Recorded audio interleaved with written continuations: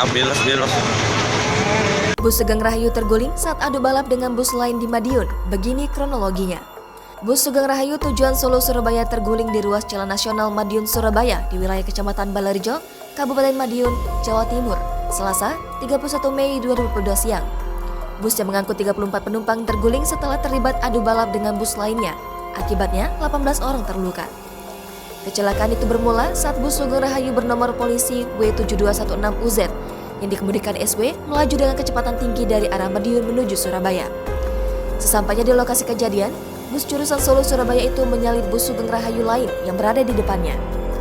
Setelah mendahului bus di depannya, kata Roni, bus yang membawa 34 penumpang dengan kecepatan tinggi mengambil lajur kiri untuk mendahului truk di depannya. Namun, usai mendahului truk, sopir dikejutkan dengan adanya sepeda motor di depannya. Tak ingin menabrak sepeda motor, sopir bus membanting arah setir kanan lalu banting kembali ke kiri. Namun bus akhirnya terguling hingga menutup seluruh badan jalan Madiun Surabaya. Untuk kepentingan penyidikan, bus Sugeng Rahayu sementara diamankan di SPBU Balarjo.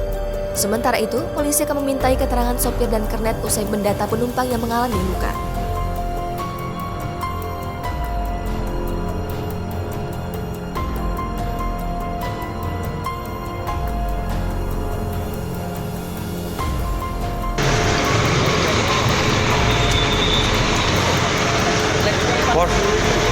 Podo sumbere kaya.